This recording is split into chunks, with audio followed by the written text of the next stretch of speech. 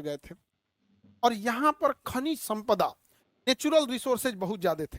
इन लोगों का कहना था कि हमारा संविधान में हमारा विदोहन कर दिया जाएगा, बड़ी कंपनियों को भेज देंगे, हमारा जनसंख्या कम है तो संसद में हमारा प्रतिनिधि नहीं रहेगा, कहीं हमारी कोई बात नहीं सुनेगा, तो हम तो बर्बाद हो जाएंगे।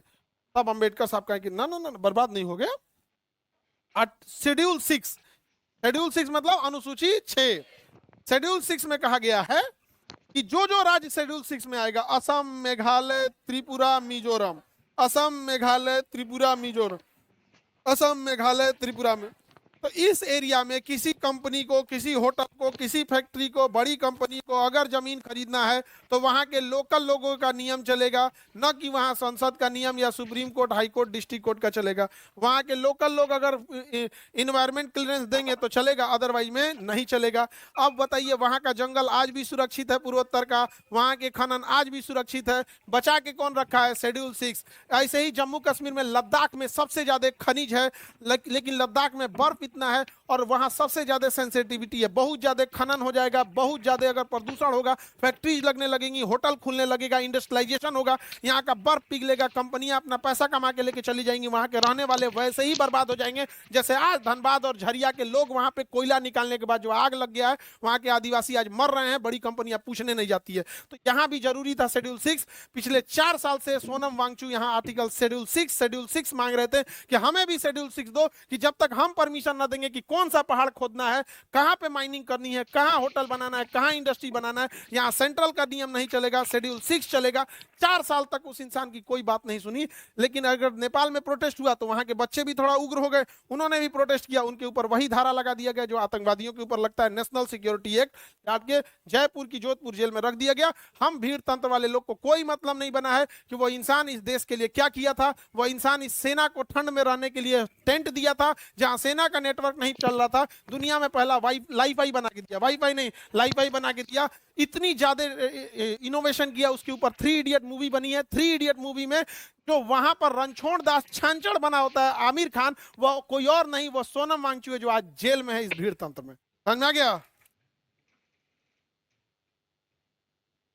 भारत में भीड़ तंत्र में यही होता है, बस खुश रहिएगा आप लोग और कुछ नहीं। गया वो इंसान जेल में, क्या मांग रहा था?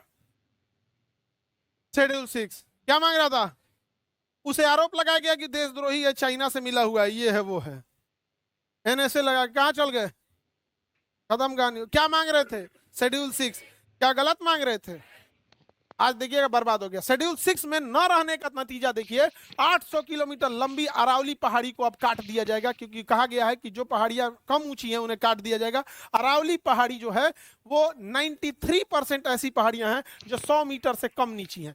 संसद ने कहा है कि जो 100 मीटर से कम नीचे है, जो 100 मीटर से ऊंचाई कम है, 100 मीटर का मतलब होता है, आपका समझिए कि 3 मीटर का एक तल्ला होता है, 3 मीटर का एक तल्ला, यानी 30 तल्ले से नीचे जो पहाड़ होगा, तो यार भैया वहां तो दुनिया की सबसे पुरानी पहाड़ है, 2.5 करोड़ साल पुरानी पहाड़ है, वहां पे उसके 93% पहाड़ों को काट दिया, तो पहाड़ को काट दिया जाएगा क्योंकि शेड्यूल 6 में नहीं है। अब वहां के लोकल लोग का चलेगा नहीं। अब इस थार मरुस्थल से उड़ने वाला बालू दिल्ली को बना देगा बालू का कटोरा, यहाँ सब ध्वस्त हो जाएगा, और यहाँ से उड़ने वाला बालू हिमालय पर्वत पे जाके जम जाएगा। हिमालय पर्वत पे जब जमेगा वह बालू, तो वहां पे वो गर्मी को सोख लेगा। अभी पर्वत पे बर्फ है, तो जो धूप आता है तो शीशे की तरह चमक के निकल जाता है, बर्फ कम पिघलती है, लेकिन बालू की जब एक लेयर आ जाएगी तो बालू बड़ी जल्दी गर्म होता है, भूजा भूजने के लिए बालू का यूज किया जाता है। जब उसके ऊपर बालू रहेगा तो बर्फ को तेजी से पिघलाएगा, यहाँ से बर्फ पिघलेगा, गंगा और यमुना में मिलेगा, और वो अल्टीमेटली बिहार में आके बाढ़ लाएगी। लेकिन आर्टिकल शेड्यूल 6 नहीं है, हम लोग टुकु टुकुर मुंह देखेंगे। ज्योग्राफी डिसाइड और इकोनॉमी, समझ में आ गया कि नहीं गया? This is geography. समझ आ रहा है अपनी? सोचो, गाना सुनते ही तुम्हारे खाते में एनी प्रॉब्लम? आप लोग को समझ में आता है?